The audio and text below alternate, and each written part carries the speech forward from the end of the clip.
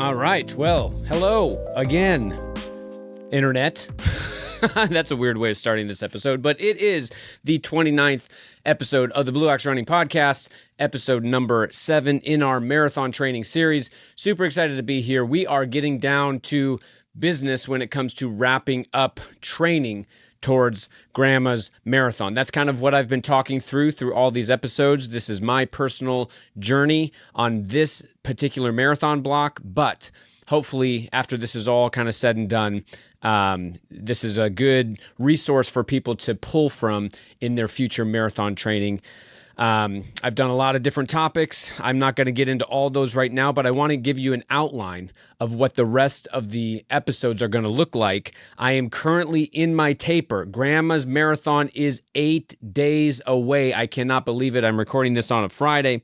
Grandma's marathon is next Saturday. So this is what's going to happen. I'm going to release this episode today. It's going to be all about non-running essentials. Non-running essentials. We talk a lot about our running and what we're going to be doing for training and workouts and long runs and all that. Today is going to honestly focus on kind of two things: nutrition and gear, right? Nutrition and the gear decisions that I go through looking at a marathon. It might actually be kind of a shorter episode because my nutrition plan doesn't have to be your nutrition plan. A lot of this is individualized, but I want to give some kind of guidelines and some questions for you to think through as you formulate your nutrition plan, whether it's everyday nutrition, whether it's race day nutrition, and then, of course, planning out the gear that we're going to have help us for the marathon itself. And then next week, I'm going to release an episode all about the taper and honestly kind of reflecting on your previous training, building confidence through your training block by looking back and having gratitude is a big part of the taper. So that'll be part of next week with a little extra time that everyone has during the taper. You're not training as much. It's good to kind of carve out some mental space and get ready for the big push on race day. And then after the race, I'm going to release 2 episodes. One of them will just be all about the race recap, how it went for me, how I could have done better, how I could have done, how things went well, how things didn't go well. And then the very last episode, I'm going to release a little bit on delay. I want to actually give some time to breathe and have some questions come in. It's going to be all about answering questions from you. If you have any questions as you've listened to the series or how you saw the race went for me, I'll have a big question and answer time in, a week or two after the marathon is done for that last 10th episode. And I want to give a little, mini topic on recovery and how recovery has hopefully been going well for me on that. And that's kind of how we're going to wrap up. We have episode 7, 8, 9, and 10 left. 2 before the marathon is ready and 2 after the marathon is done. And let's dive into today's topic, which is non-running essentials. I'm really going to give you just a couple of quick tips that I have when it comes to nutrition, because nutrition can be individual for everybody. There is an enormous difference in my personal experience between talking about things like high carb, low carb, fat adapted, all these terms that get thrown out. People can be very simplistic and dogmatic about what their beliefs are with nutrition. And what I don't want to do is just give you a bunch of rules to live by. I want to share with you the guidelines that I kind of have discovered as I've gotten into my 40s. I'm 42 years old now, and the way I look at nutrition is maybe a little different than when I was 20 and 30 years old. But there is a huge difference between everyday nutrition and race day nutrition. Everyday nutrition and race day nutrition. So whenever you read an article or you hear somebody that's high carb or low carb or anything in between, you have to ask yourself, what are they actually talking about? If you ask Zach Bitter, who is notorious for being a very low carb athlete, how many carbs do you consume on the day? He'll ask you, what day are you talking about? Is it my workout day? Is it my long run day? Is it my easy day? Is it my recovery day? Is it my race day? All different carb intake for what the carb output, for what the energy output is going to be using. So that's kind of my non-answer when people ask, what do I do for carbs, is it depends on the day. It depends on the day. For everyday nutrition, I have gone a little bit more higher fat, higher protein in my everyday diet. That does not mean I neglect carbs, by the way, but it means I place my carbs smartly into my week when I'm giving a high output. So I'll give you an example. Back in episode number 5, when we talked about micro and macro cycles of our training week, my most important, highest intensity day is Wednesday. My biggest volume day is my long run on Saturday. I'm protecting those 2 days as the most important days. So my highest output, whether it's intensity or volume, demands higher fuel engagement, right? So my Tuesday evening meal will be higher proportion of carbs, a lot more white rice, a lot more sweet potato, that kind of thing. Same thing with my morning breakfast before that high intensity workout. I'm always getting used to what is basically my race day breakfast going to look like. For me, it's oatmeal with maple syrup and brown sugar. Okay, I'm getting used to that every single time I work out on a high intensity day. Same thing with my long run. So I'm padding before and after my most important workouts with a lot of carbs and honestly, like very simple carbs that are easy to digest with my stomach. My other days are not quite as high of carbs, but I am not prescribing you to go out and be low carb or cut out carbs or anything like that. I myself have a particular kind of, it's not a full-blown allergy or celiac disease or anything like that, but I've discovered over the last 2 years that gluten and sugar mess with my stomach in ways that I didn't really know when I was in my 20s and 30s. And so I've cut out a lot of grains, but that's an individual decision. So how I ate in my 20s and 30s is I basically didn't care about anything and I just was running a ton so I could eat a ton. And that to some degree is still true. You need to fuel your body. You cannot neglect the amount of caloric intake that you need. So number one, here are my basic tips. Number one, you absolutely need to be eating enough. You need to replace what you're spending. A lot of people get into this mindset of race weight and having their weight determine their nutrition. And what you really need to do is have your output and your activity determine your nutrition, which kind of reminds me of my tip number 2 when it comes to a race weight or tracking weight when it comes to nutrition. Number 2, don't track your weight. Don't track your weight. Why do I say this? There's a lot of falsehoods when it comes to a perfect racing weight. Now, you can certainly be too heavy for the event that you want to do. I got to be careful how I speak to this. When I say too heavy, I mean if you were to just carry around 15 extra pounds that you don't need, that would put you at a disadvantage to running quickly, right? But you knowing your perfect race weight is really a matter of trial and error, and it's really all the research shows that you should just determine kind of a healthy race weight based on when you race well. Your race results determine a good race weight. And I'm actually heavier than I used to be 20 or 30, or at age 20 or 30. Some of that has to do with muscle composition, muscle and fat and the leanness of your muscle. It's just like there's a lot of different variables. What you cannot do is just look at race weight. That's kind of my soapbox on that. Don't track it, but it will fall into place when you're eating according to your output and when you're eating healthy. I've eliminated mostly gluten, mostly sugar, and just the unnecessary processed kind of snacks and carbs that I used to not need, that I don't need anymore.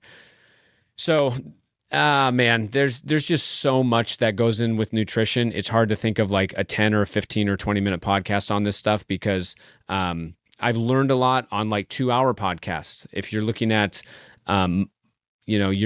your natural body metabolism with how much you're burning fat as opposed to your fat oxidation as opposed to burning carbs. Everyone is burning carbs and fat at the same time. It's just a matter of your proportions, right? So you can do some tweaking with how you eat, but do not become dogmatic on this stuff. experiment around. What I'm doing now is slightly different than what I did 6 months ago, which I was training for a 100-mile race. And all of that is quite different than what I would do if I was training for, like a 5K or a 10K or a mile race season in track. That's all very high intensity. So your intensity, your training, your lifestyle, your age, your training output, all of these things contribute to a healthy nutrition plan. When it comes to race day nutrition, here are some guidelines to start with, because again, my fuel and my numbers aren't your fuel and your numbers necessarily. I can give you all of the products that I use, but your stomach might not agree with them. I can give you all my favorite flavors. They might not be your favorite flavors. But here are some guidelines to start to rein it in and see what works for you. I used to do about 2 to 3 gels an hour, which would be, and this is talking about like a race day situation. So that would be, roughly 50, maybe 40 to 60 carbs per hour. That was kind of the standard. And I would put, maybe a gel down every half hour or every 20 to 30 minutes. And my first marathon, I think I only did 4 gels. I think every 10K I was putting down a gel, 10, 20, 30, and 40K. But now I've moved up to a little higher carb intake for the intensity, and there's just some of the research showing that we can maybe handle some more carbs. So I'm shooting for that 75 to 90 range this marathon. But here's the kicker: you can't just all of a sudden do this on race day. You have to practice, and you have to train your gut to take more carbs if you're going to go a little higher carb. So I've been using the carbs fuel gel. I've been using in a liquid form the Tailwind high carb mix, and actually the maple syrup gels with Anderson maple syrup and Embark. Those have more grams of carbs per gel than some of the other stuff. But I've trained my stomach to take it in, because I've got a little sensitive stomach after an hour, 2 hours, 3 hours, where you need to train your stomach just like you train your legs. You train your lungs. You train the other parts of your body. You need to also train your stomach for the task at hand. So here's my main 2 tips for race day fuel. Number 1, you have to practice your race day fueling in your long runs. And I would also say your long tempo and workouts. So you can't just practice easy running with your fuel. You have to practice marathon pace running. You have to practice intense intensity. So for the last 3-4 weeks, every single one of my Wednesdays, every single one of my Saturdays has been fueling with what I'm going to fuel on race day. So it's not foreign to me. The other tip that I would say is watch out for covering all your bases. Cover all your bases. Cover all your bases on race day. And what are the bases? 3 bases.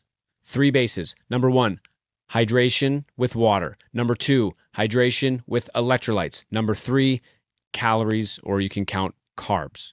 So you can't neglect one of these. A lot of people just focus on how much water am I taking and the gels.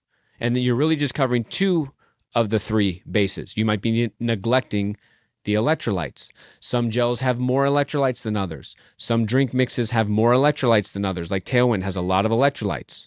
Okay, so you have to be careful about covering all 3 bases. Number 1, practice with your race day plan. Number 2, cover all your bases. And I don't care if you put your electrolytes and your water and your calories in one product like Tailwind, but then you have to have that, mixed up with water.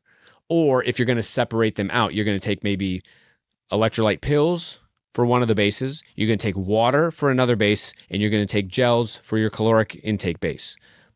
Maybe, you're going to cover 2 out of the 3 in one product, and then you're going to drink water for the other base. But make sure all 3 bases are covered. And whatever you end up with, practice, practice, practice. Okay, that is nutrition. I know you probably don't have the perfect nutrition plan just listening to this, but that's the point. You have to see what works for you, and you need to practice it. Here's my tips and tricks for all the non-running essentials when it comes to gear. It's basically the same advice. Practice, practice, practice. You need to go on your long runs with the hat you're going to wear. That's why I'm wearing this hat, by the way, on today's episode, is because I've committed to wearing my green Blue Ox running hat with the brown patch for Grandma's Marathon. So it's not like I need to practice it like right now on every day, but I wanted to show you I've made this decision because I've gone on long runs with it and because I think it looks awesome with the green and is breathable. And my singlet's going to be green. This is totally like a Northwoods vibe with the tree line on the North Shore. And it's giving me some of those non-running kind of uppers. Like I'm excited about it. It makes me happy thinking about running with this hat along the tree line. It sounds stupid, but these are the non-running things that are important when it comes to gear, making sure it works, making sure you feel confident in it, knowing what singlet you're going to use. Because you could go out for a 30-minute run on, some shirts and singlets I could wear on a 30-minute run, but they're not going to last me for 2.5 or 3 hours because of the way that they would maybe chafe in a certain spot. I've got my favorite stuff that I'm only going to use for my longest runs. I've been practicing with them. You also need to practice how you're going to carry your fuel, or if you're going to have someone hand you a water bottle, what happens if they're not there at the right time?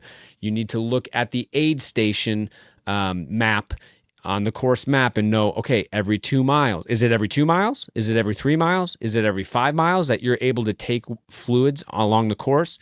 You need to know this for your nutrition plan and your planning when it comes to what you're going to carry and the gear. It all works together. Okay, so preparation. Don't leave it to the last minute. You need to do this in probably all of the marathon phase, or at least the last 3 to 4 weeks.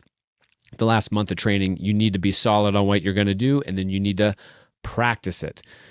Okay, I guess my little kind of smaller tips and tricks that I've picked up over the years when it comes to gear is, to prevent chafing, I'm going to go ahead and say it.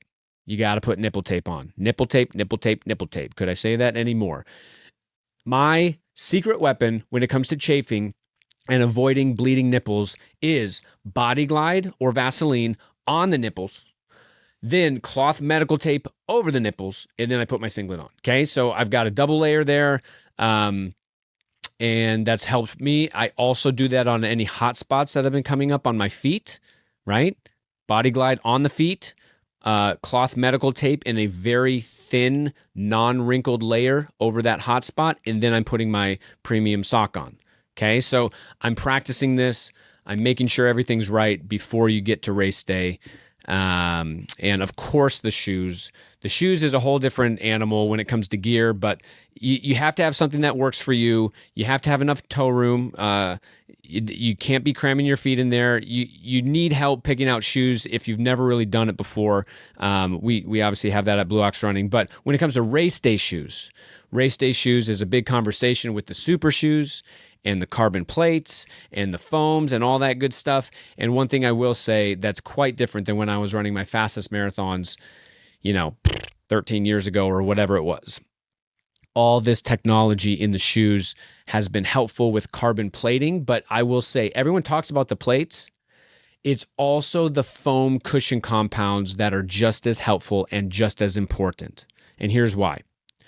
Carbon plates give you a stiffness in the shoe that kind of propels you forward a little bit more, and it's very spring-loaded, it's very stiff. And so for a full marathon, be careful about getting too stiff and too hard of a product where you feel like it's just too aggressive. You also want to feel, how does that foam fit underneath your foot? The shoe that I'm going to be racing in, and one of the reasons I chose it, is because the contour of the carbon plate is somewhat aggressive. It is the Asics Metaspeed Edge Paris, and that plate is very aggressive on the way that it comes down, but the foam in between my foot and the plate is a little bit more than in some other options. So that carbon plate's important with the propulsion and with the spring, but I also want a certain amount I want more cushion in between my foot and the plate, and that's the way it's contoured on that particular one. I like the foam cushion compound, and training in some of these shoes, you need to get used to them. I certainly don't put those on every day of the week. I think I've had them on my feet 3 or 4 times total in this whole buildup. One of them was for my tune-up race, half marathon. You can go back to a previous episode and look at that. And then maybe 2 other workouts. And I know that they fit well, and it's because they feel so good that I don't feel like I need to keep trying them out. But I do have a different pair of like Endorphin Speeds by Saucony that's got a little bit more of a flexible plate. It's still got the good foam. It's a little bit less rigid to do my workouts in. So it's more of like kind of like a super trainer, not a super race day shoe. Some people race in that as well, but it's got to be, kind of preferred by you with what you're going to do. Again, I'm not going to prescribe you the right shoes because they might be different than my feet. They might be different for my needs, but you do need to practice in them. So when it comes to nutrition, when it comes to gear, when it comes to shoes, practice your final decisions on that. And that's going to be kind of my biggest advice, is to figure out what works for you. Use the brain trust of other people to get good advice, but it ultimately is your decision. Start with around 50 to 60 carbs per hour, depending on your intensity, and see if you can work up from there. I don't think you need to do anything more than 90 to 100 whatsoever on race day when it comes to a full marathon. What you're really kind of holding off and replacing is the carbs that you have on board at the beginning of the race. You're going to start to lose those through the first hour, hour and a half, and into that second hour. And then if you run out of glycogen, if you run out of carbs, you're going to be in trouble. So you want to kind of keep topping those off, right? And the marathon is not 10 hours. It's not 15 hours. It's not like an ultra where you need to continue to top those off. You need to just make sure you have enough on board, to when you would possibly run out of your onboard carbs after that first 90 to 100 minutes is what we can kind of do with the onboard carbs, depending on the intensity. So I know there's a lot there. Man, shoe technology and nutrition technology has come a long ways. I remember talking to Keith Dowling, who was like top 10 at Boston one year. He became friends with him. He's older than me. And he's like, yeah, we used to just go out and run and maybe swig some Gatorade along the way, maybe not. It was water and Gatorade, and we just see if we could hang on. So take advantage of there's so many products out there. It's kind of overwhelming. But that's why we're here. A store like ours is here to answer questions as you come in, but you also need to take responsibility to trying things out and seeing what works for you. So I'm going to wrap up with that.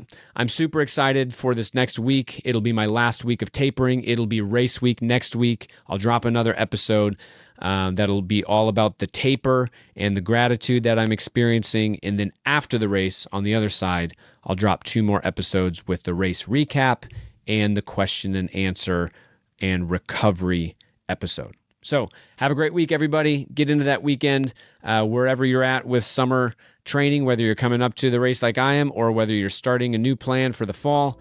Just get out there, be consistent, and have a great afternoon, have a great evening, have a great morning, have a great day.